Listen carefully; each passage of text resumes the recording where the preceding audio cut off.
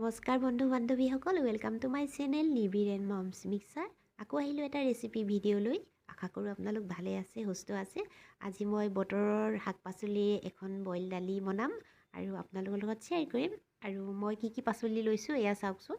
মই ফ্ৰেঞ্চবিন লৈছোঁ এমুঠি, এনেদৰে কাটি লৈছোঁ, আৰু ৰঙালাও আৰু গাজৰো লৈছোঁ। এইফালে লৈছোঁ স্কোৱাছ লৈছোঁ, এটা বিলাহী সৰু সৰুকৈ কাটি লৈছোঁ। লগতে লৈছোঁ এটা ডাঙৰ আলু, এনেদৰে মই দীঘল দীঘলকৈ কাটি লৈছোঁ। আপোনালোকে নিজৰ পচন্দ অনুসৰি চাইজটো কাটি ল'ব পাৰিব। আৰু এইফালে লৈছোঁ দালি লৈছোঁ, মই মচুৰ দালি লৈছোঁ। দালিখিনি মই ভালদৰে ধুই লৈছোঁ। আপোনালোকে তিয়াই ৰাখিব পাৰে, তেতিয়া সোনকালে সিজে। এইফালে এখন কেৰাহী গৰম কৰি থৈছিলোঁ, তাতে মই এতিয়া গোটা জিৰা দিছোঁ। এই গোটা জিৰাখিনি এতিয়া মই ভালদৰে ভাজিম। আৰু এয়া ৰঙচুৱা হোৱাত মই তাতে এফুটা নহৰু এনেদৰে কাটি লৈ দি দিছোঁ, আৰু এইখিনিও একেলগে এতিয়া ভাজিম। আৰু এই মোৰ গোটা জিৰাকেইটা যেতিয়ালৈকে নুফুটে তেতিয়ালৈকে মই এনেদৰে ভাজি থাকিম। আৰু এয়া দেখিছেনে, এটা দুটা মোৰ জিৰা ফুটিবলৈ ধৰিছে, আৰু এইখিনি সময়তে মই ধুই লোৱা দালিখিনি দি দিব পাৰিম। এয়া মই দালিখিনি দি দিছোঁ, আৰু এই দালিখিনিও এতিয়া মই ভালদৰে ভাজি ল'ম। যেতিয়ালৈকে দালিৰ পৰা পানীটো নোহোৱা নহ'ব তেতিয়ালৈকে মই ভাজি থাকিম। আৰু এয়া দেখিছে মই এনেদৰে ভাজি আছোঁ। এইটো সময়তে গেছটো অকণমান কম কৰি ল'ব, নহ'লে দালিখিনি লাগি গ'লে দালিখনৰ পৰা গোন্ধ আহিব, খাবলৈ ভাল নালাগিব।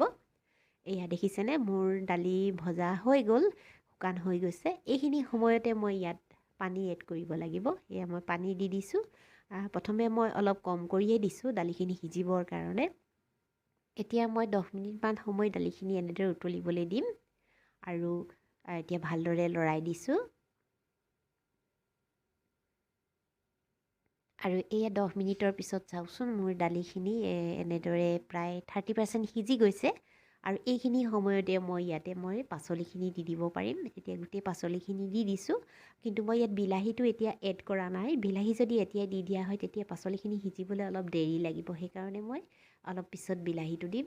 আৰু এইখিনিও এতিয়া এনেদৰে ভালদৰে লৰাই দিছোঁ। আৰু ইয়াতে মই পানী এড কৰিব লাগিব, যিহেতু দালিখিনি মই কেৰাহীত বনাইছোঁ, সেইকাৰণে কমেও 20 মিনিট সময় মই সিজাব লাগিব।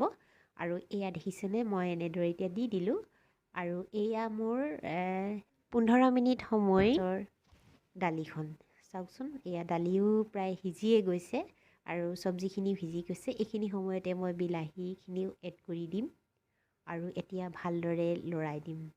আৰু ইয়াত মই নিমখ এতিয়ালৈকে এড কৰা নাই, এতিয়া মই নিমখো এড কৰিব লাগিব।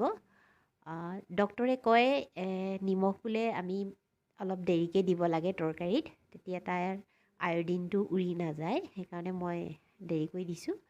এয়া দেখিছে দালিখন ফুটিবলৈ ধৰিছে, আৰু এনেদৰে এতিয়া ঢাকন মাৰি দিছোঁ। আৰু 5 মিনিট সময় সিজাব লাগিব। 5 মিনিটৰ পিছত এয়া চাওকচোন, দালিখন চাওকচোন। এয়া দেখিছে, এয়া সম্পূৰ্ণ দালিখন সিজি গৈছে। আৰু এই সম্পূৰ্ণ সিজাৰ পিছতে মই ইয়াতে ধনিয়া পাত দি দিছোঁ।